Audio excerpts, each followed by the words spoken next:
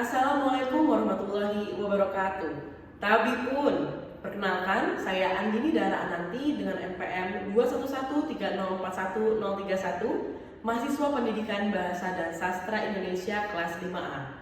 Rekan-rekan, pada kesempatan kali ini saya akan menampilkan atau mempraktikkan sebuah keterampilan dalam mengelola kelas dalam pembelajaran untuk memenuhi tugas mata kuliah pembelajaran mikro BSI. Selamat menyaksikan. Assalamualaikum warahmatullahi wabarakatuh. Waalaikumsalam warahmatullahi wabarakatuh. Iya, selamat pagi anak-anak. Selamat pagi, Bu. Gimana nih kabarnya? Alhamdulillah baik, Bu. Udah sarapan belum? Sudah, Bu. Belum, Ibu. Oh, kenapa belum sarapan? Nanti di rumah tidak masak, Ibu. Oh, nggak masak. Ya, kalian kali kalau misalnya mau berangkat sekolah, sarapan dulu ya. Apalagi kan kegiatan kalian banyak ya sampai sore ya. Pastinya butuh tenaga untuk menjalankan aktivitas hari ini. Jadi kalau misalnya bisa sarapan, seenggak-enggaknya kalian itu memakan sesuatu lah ya, atau permen untuk mengisi tenaga gitu, biar nggak kosong-kosong banget. Karena banyak nih sekarang kejadian nggak sarapan, nanti tiba-tiba siangnya lemes, terus juga nggak fokus belajarnya, seperti itu. Paham ya anak-anak ya? Ya. Nah, kira-kira pagi ini ada yang ingin diceritain nggak gitu dari anak-anak? Entah itu tadi saya di jalan Bu ketemu orang bawa motor ugal-ugalan atau nerabas lampu merah atau apa. Kira-kira ada nggak anak-anak yang punya cerita seru di pagi ini? Ibu, saya Bu. Iya, Dinda silakan. Ibu, jadi tadi tuh saya Bu waktu berangkat itu Bu, hampir lupa bawa air minum Bu. Gitu. Iya, sebetulnya pas saya mau masih di depan rumah tuh Bu, ibu saya manggil saya Bu. Oh iya. Enggak nanti gitu kan. Nanti dehidrasi Bu, kan sekarang musim panas Bu. Iya, betul banget. Nah, betul banget tuh minum air putih ya. Itu apalagi menjaga kestabilan cairan tubuh kita, karena jangan sampai nih udara lagi tidak menentu ya, kadang panas, kadang hujan gitu. Nah, ibu aja nih udah mulai agak-agak kurang enak badan karena dari suara aja tuh kedengeran ya anak-anak ya. Jadi ibu mohon dimaklumi, semoga terus juga ibu minta doanya biar ibu bisa segera lebih sehat gitu, agar lebih maksimal lagi dalam mengajar pembelajaran kita dalam pelajaran bahasa Indonesia. Nah, karena tadi kan kita sudah membahas kegiatan pagi ini gitu kan. Terus juga kalau misalnya kalian merasa kurang enak badan, boleh tuh minum vitamin atau langsung berobat atau istirahat yang cukup. Kalau misalnya tidak perlu keluar rumah terlalu sering, tidak usah keluar rumah gitu, mengurangi mobilitas, ya kan? Seperti yang kita ketahui ya, cuaca juga kan lagi nggak menentu ya. Nah, agar kita diberikan kelancaran, terus juga dipermudah oleh Tuhan Yang Maha Esa dalam pembelajaran hari ini, alangkah baiknya kita berdoa terlebih dahulu ya anak-anak ya sebelum memulai pembelajaran. Ya, kepada ketua kelas silakan dipimpin doa. Ya Bu, teman-teman sebelum kita belajar, marilah kita berdoa menurut agama dan kepercayaan masing-masing. Berdoa mulai.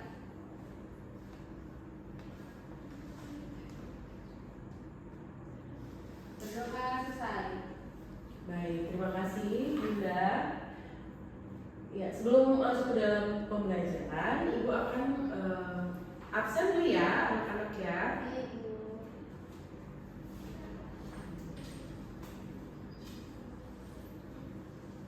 Siti Ratnasari Hadir Bu. hadir. Dinda hadir. Hadir Bu. Di kelas ini ada yang tidak hadir anak-anak? Ada Ibu. Siapa? Fadil tidak hadir Bu. Ada keterangan tidak? Tidak Ibu, tapi Fadil tadi kelihatan di kantin Bu tadi pagi. Oh gitu. Ya ketua kelas tolong ya nanti Fadil diminta untuk segera menghadap Ibu. Karena kalau misalnya sakit, izin atau dispensasi, itu pasti kan ada suratnya jelas gitu ya tujuannya. Kan kita nggak tahu juga tuh nanti dia ngapain, entah dia emang sengaja bolos atau apa. Jadi kan perlu kita tindak lanjuti ya anak-anak ya. Ya kalau gitu terima kasih anak-anak yang sudah hadir di kelas Ibu pagi ini. Hal-hal yang kurang baik tolong jangan diikuti ya anak-anak ya.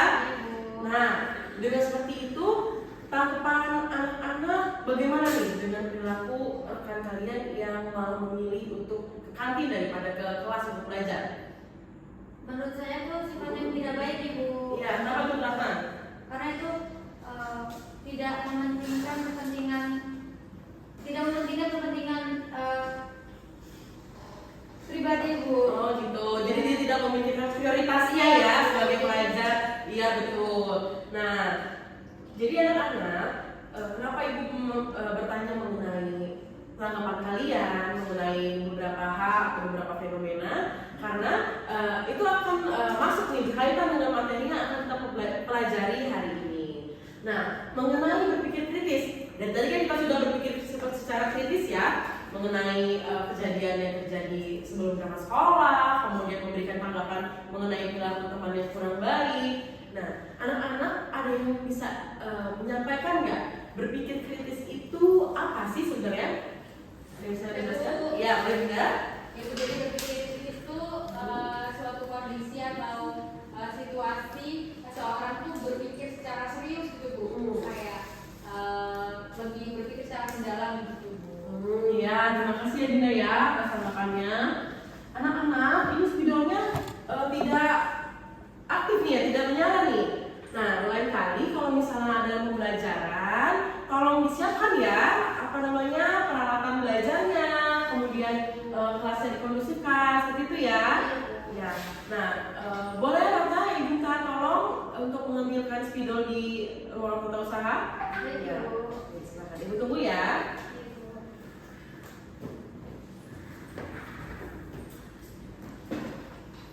Ini Bu spidolnya. Ya, baik, terima kasih ya, Rata. Baik, kembali lagi anak-anak ya ke materinya. Tapi sebelumnya Ibu menekankan lagi nih, tolong disiapkan untuk segala sesuatunya ketika kita ingin masuk dalam sebuah pelajaran. Pelajaran apa aja?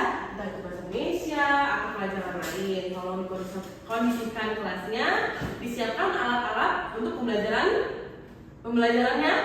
Ya, gitu. Oke, balik lagi ya kita ke berpikir kritis. Tadi sudah benar yang disampaikan oleh Dinda. Terima kasih atas tanggapannya. Dan kita akan membahas ya. Ya, dalam KBBI sendiri ada yang tahu KBBI apa? Kamus Besar Bahasa Indonesia Bu. Pintar, bagus. Ya, dalam KBBI berpikir itu artinya menggunakan akal budi untuk mempertimbangkan dan memutuskan sesuatu. Jadi berpikir kritis atau bahasa asingnya critical thinking. Dari bahasa apa ya anak-anak? Bahasa Inggris Bu. Iya betul. Atau critical thinking itu merupakan kemampuan berpikir atau suatu proses mental untuk menganalisis dan mengevaluasi sesuatu.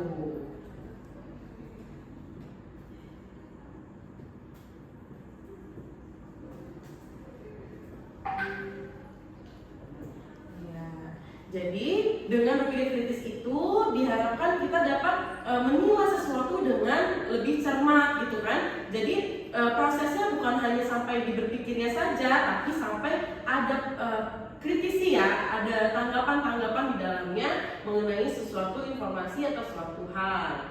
Nah, sekarang kita akan masuk ke dalam inti pembelajaran kita, yaitu teks anekdot.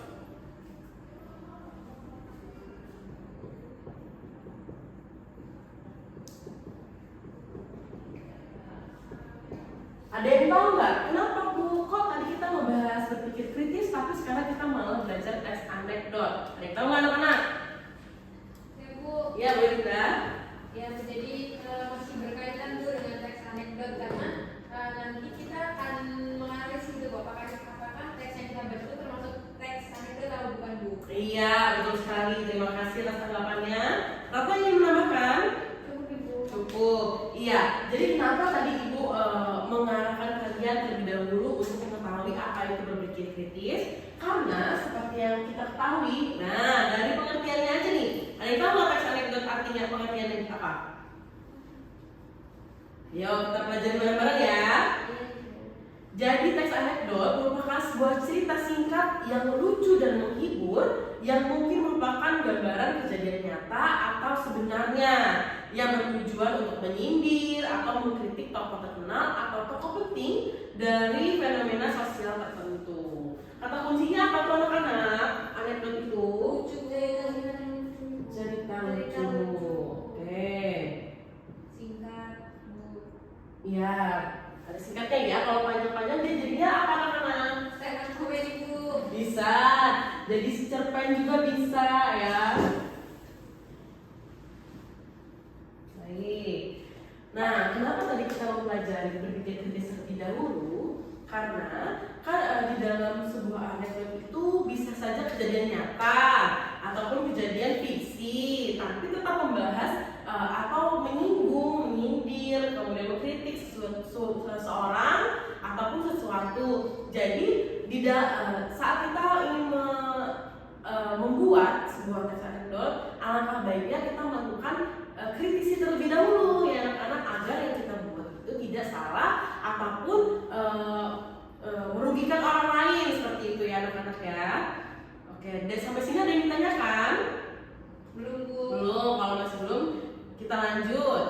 Nah, mengenai tema teks anekdot, tema yang diangkat di dalam teks anekdot itu bisa bersifat umum atau biasa terjadi di sekitar kita, karena sindiran atau kritik itu disajikan dengan humor atau kisah lucu. Kemudian anekdot juga dianggap sebagai medium sindiran atau kritik yang tidak kasar atau menyakiti, gitu, seperti itu ya anak-anak ya. Jadi dimaksudkan tema yang umum itu terjadi gitu di sekeliling kita, entah itu mengenai pendidikan, lingkungan sosial, kesehatan, kemudian kebersihan, hal-hal yang sering kita lakukan sehari-hari seperti itu.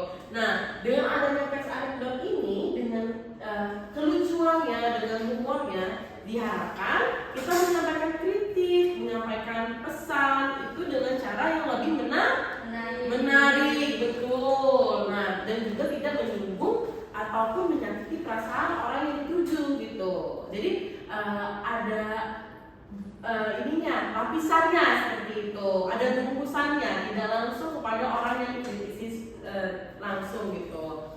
Nah, kita lanjut ya. Mengenai ciri-ciri teks anekdot, siapa yang membacakan? Tolong membantu ibu. Saya Bu. Boleh Rata silakan. Ciri-ciri teks anekdot yang pertama bersifat lucu dan menghibur, yang kedua ditujukan untuk mengkritik atau menyindir, yang ketiga bisa berdasarkan kejadian nyata atau hasil rekaan atau biasa kita sebut imajinasi Bu. Betul, terima kasih. Ya, jadi tadi sudah kita bahas ya, kenapa bersifat lucu dan menghibur, kemudian untuk mengkritik atau menyindir. Nah, bisa berdasarkan kejadian nyata atau hasil rekaan atau imajinasi. Ini dimaksudkan, misalnya nih ada sebuah berita tentang yang terjadi baru-baru ini, misalnya korupsi. Nah, sebagai masyarakat kita kan ada tuntunannya ya untuk mengkritik ataupun menyampaikan pendapat. Bisa nih salah satunya dengan teks anekdot untuk menyampaikan kritik kita secara halus, secara menghibur dan tidak menyinggung perasaan orang yang dituju. Kemudian bisa juga dari hasil imajinasi kita nih, misalnya seorang tokoh itu mempunyai perilaku yang tidak sesuai dengan kehidupan sosial. Nah, boleh tuh dikritik dengan teks anekdot. Biasanya kan sering ya lihat di koran-koran tuh ada komik-komik yang lucunya itu ya. Nah, itu seringkali mengandung teks anekdot gitu anak-anak. Nah, untuk struktur teks anekdot itu sendiri itu ada 5. Yang pertama, ibu tulis di sini ya.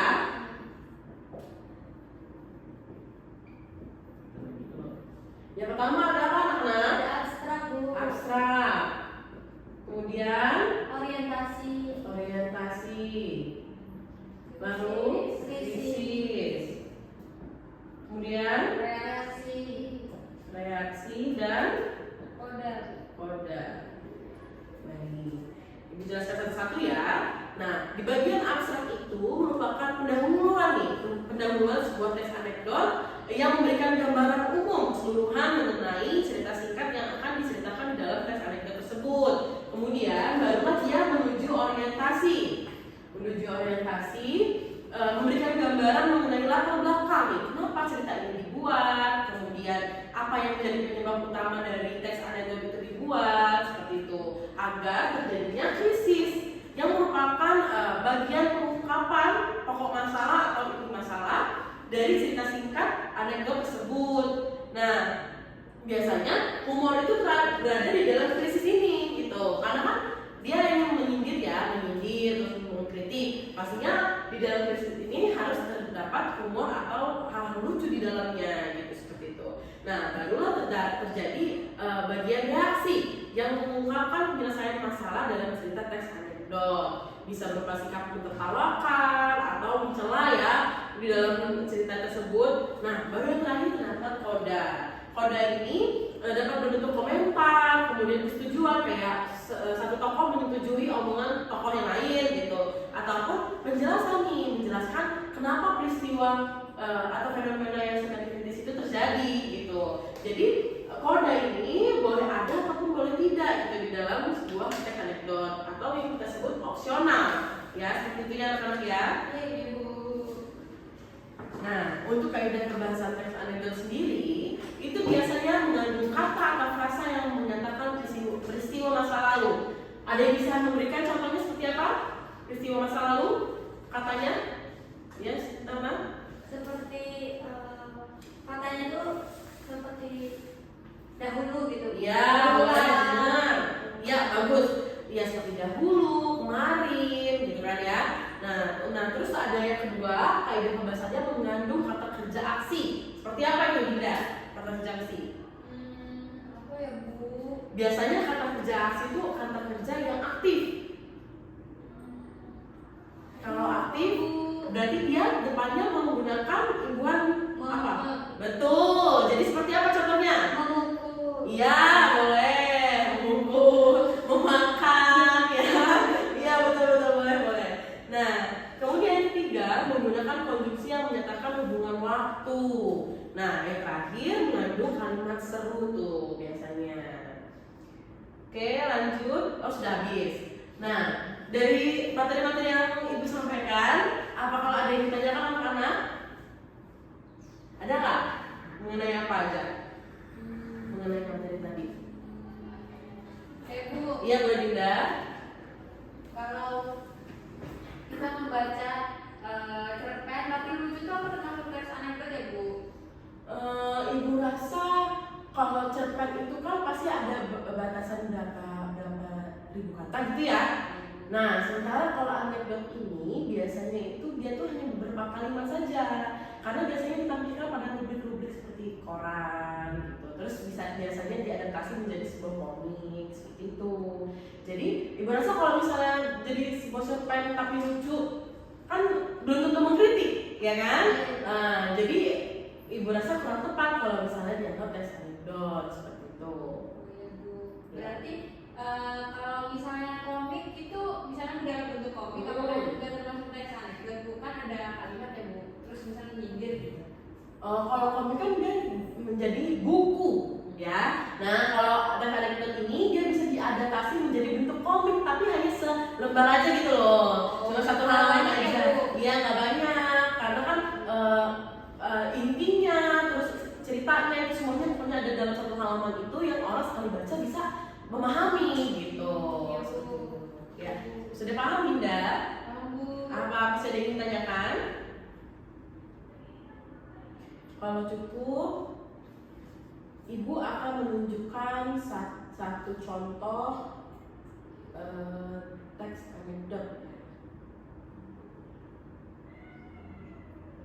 Nah, ini anak-anak nih bisa diperhatikan dulu ya.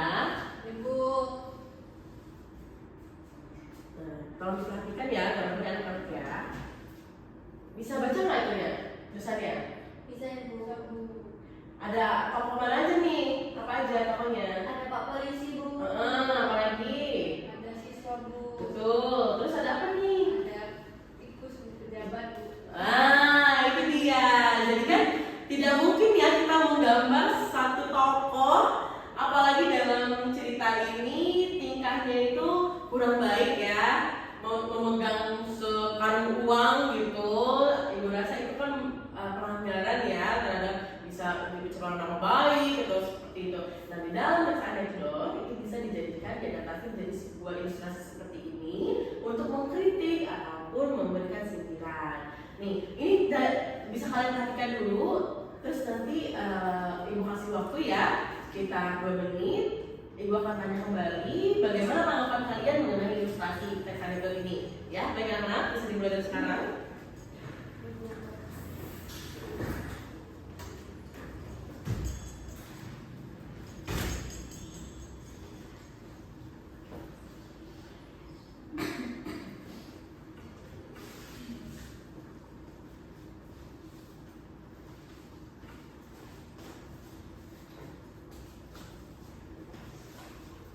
Baik, ibu rasa cukup ya? Ya Bu. Ya, siapa yang ingin memberikan tanggapan nih mengenai ilustrasi teks anekdot ini? Bu. Yang boleh Dinda silakan.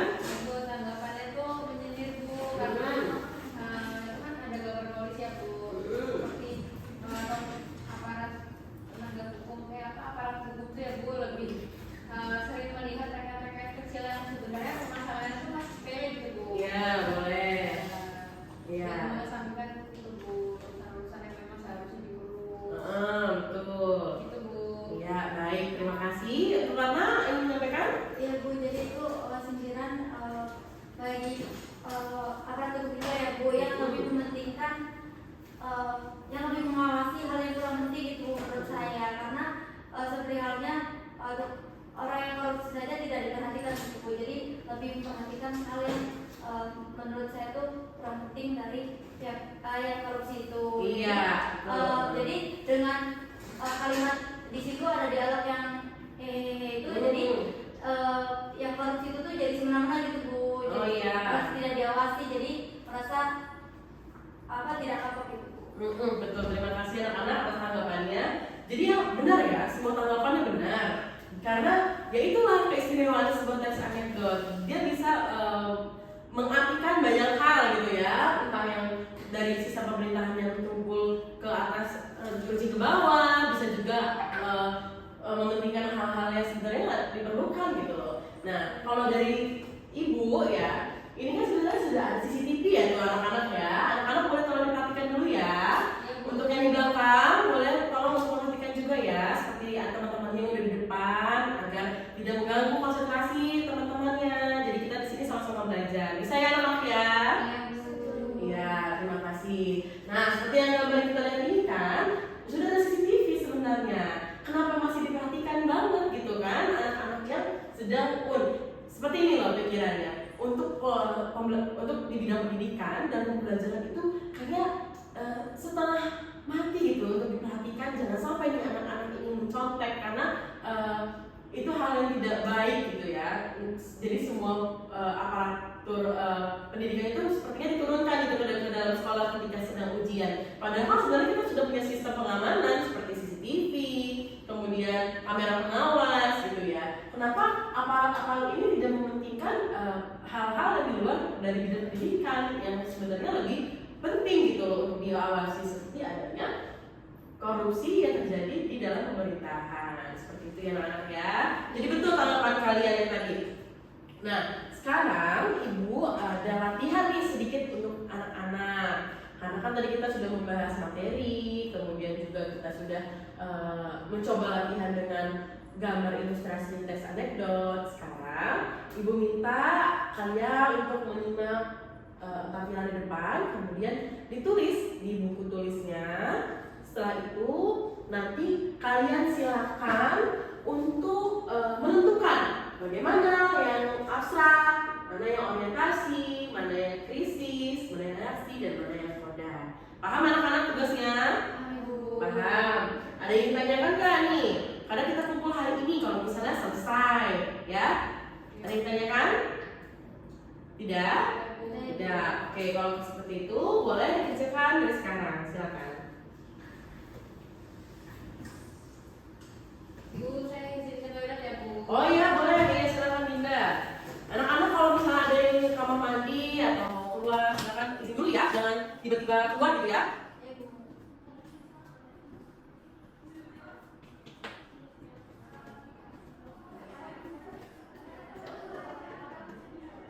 seperti ini ya Bu. Iya betul. Langsung dibagi aja bagian-bagiannya ya. Berasa kalian mengerti ya, udah paham semua ya tentang bagian-bagian teks anekdotnya ya. Ya silakan. Makasih ya Bu. Ya silakan lagi. Nah kadang ibu rasa waktu kita sebentar lagi habis ya, dan kita tidak boleh memotong jam pelajaran lain karena kita harus disiplin ya dengan waktu anak-anak. Oleh karena itu, ibu rasa ini bisa dijadikan tugas di rumah, dikumpulkan saat pertemuan kita selanjutnya kita bahas kembali bersama-sama, ya. Baik, anak-anak, kan tadi sudah kita bahas nih mengenai pengertian teks anekdot, kemudian juga kaidah kebahasaan, struktur, ciri-ciri. Nah, kira-kira bagaimana nih tanggapan anak-anak mengenai materi kita pada hari ini? Ada yang ingin menyampaikan? Iya, boleh Rana. Tanggapan saya dari materi hari ini, jadi saya tuh tahu Ibu ternyata tuh teks anekdot itu merupakan teks sindiran Ibu. Betul. Kemudian saya juga baru tahu kalau seperti komik dan yang lain yang berupa sindiran itu termasuk juga teks anekdot yang bisa kita analisis gitu Bu, dan memiliki makna yang bisa jadi serius gitu Bu. Iya betul. Iya, terima kasih atas tanggapannya.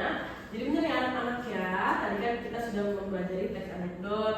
Sebelumnya kita juga sudah membahas tentang berpikir kritis, bahwa ada kaitannya berpikir kritis ini dengan teks anekdot, karena kan di dalam teks anekdot itu kan isinya itu mengkritisi, menilai, kemudian memberikan saran.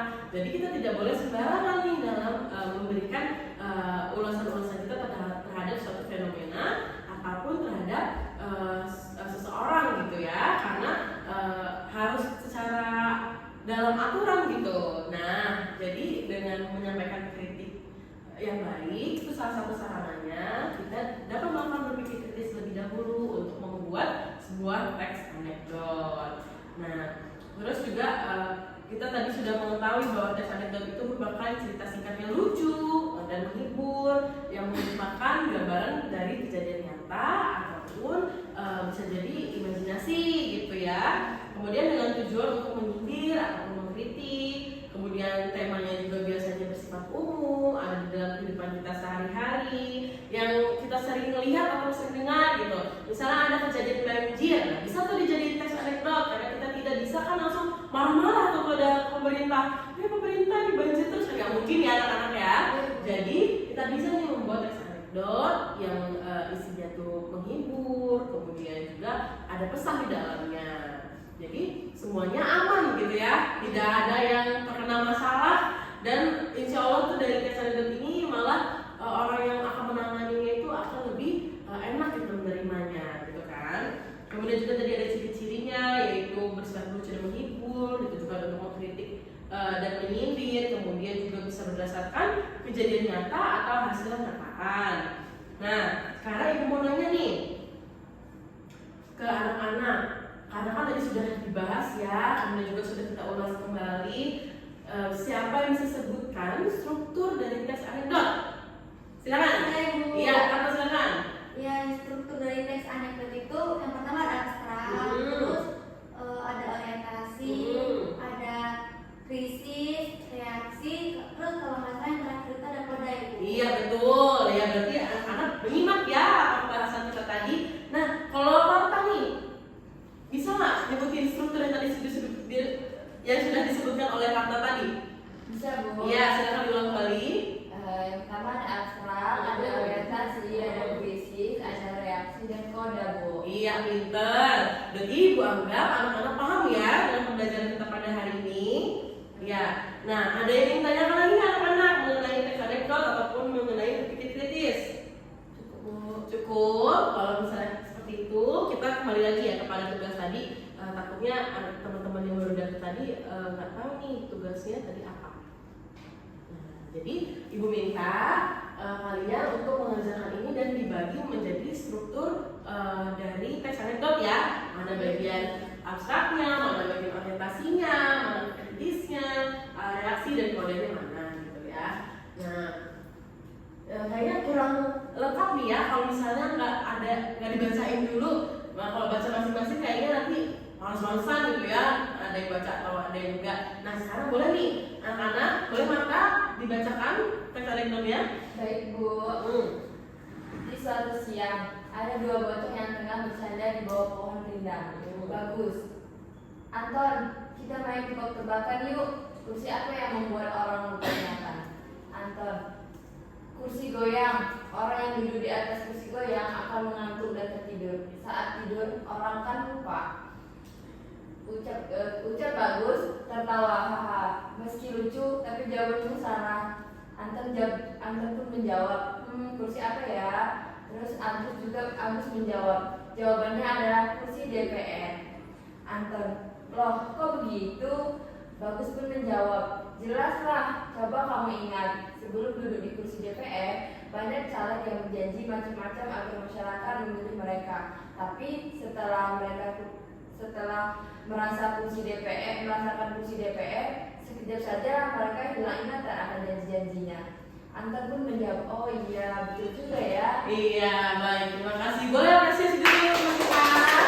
Baik, terima kasih anak-anak sudah ingin membantu untuk membacakan teks anekdot ini. Jadi ini adalah tugas kita dan kumpulkan nanti saat pertemuan selanjutnya akan kita bahas. Kayaknya sih dari secara sekilas sudah terlihat ya mana abstraknya, mana orientasinya gitu ya. Dan nanti ibu akan melihat bagaimana hasil pekerjaan rumah anak-anak. Baik, terima kasih.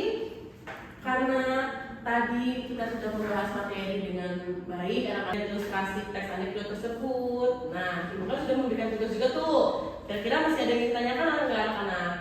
Saya Bu. Ya boleh, gimana Mas? Tugasnya dikumpulnya kapan ya Bu? Nah kalau nggak salah tadi kita sudah sepakat ya, tugas itu akan dikumpulkan saat kita pertemuan lagi. Iya boleh. Kebetulan kita di Kamis ya. Iya. Nah jadi nanti dikumpulkan. Ibu harap pada hari Kamis anak-anak tugasnya udah pada selesai semua gitu ya. Udah beres, jadi tinggal kita bahas. Paham ya anak-anak ya? Paham Bu. Nah kalau misalnya masih ada yang ditanyakan, nanti boleh tanya langsung ke ibu ataupun personal chat ataupun tanya ke teman sekelasnya yang mencatat tugas kita hari ini. Itu ya anak-anak ya. Bu. Nah jangan lupa nih nanti ininya dihapus karena jangan sampai menyusahkan pelajaran yang selanjutnya ya. Dan juga ini jangan sampai hilang spidol karena waktu untuk mengambil spidol kan lumayan ya anak-anak ya. Dalam pembelajaran kan 1 atau 2 menit itu sangat berharga gitu. Banyak yang bisa disampaikan dalam waktu menunggu. Jadi usahakan kelas itu kondusif sebelum dimulai pembelajaran. Bisa ya? Ya. Karena tadi kan kita sudah diawali dengan berdoa. Nah sekarang ibu minta tolong ketua kelas boleh bikin lagi doa untuk pulang untuk selesai pembelajaran ini agar pembelajaran kita diberikan keberkahan, kemudian ilmu yang anak-anak dapat itu dapat diterima dengan baik gitu ya, nggak sekedar lewat aja gitu. Nah ya silakan boleh ketua kelas. Baik Bu. Memang kawan-kawan untuk mengakhiri pembelajaran kita hari ini kita berdoa terlebih dahulu. Berdoa di dalam hati mulai.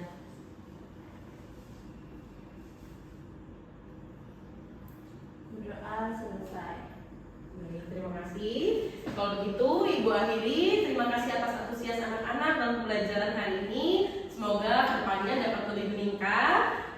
Terima kasih. Wassalamualaikum warahmatullahi wabarakatuh. Waalaikumsalam warahmatullahi wabarakatuh. Terima kasih Bu. Iya, sama-sama. Ibu pamit ya. Iya Bu. Ini jangan lupa ya anak-anak ya.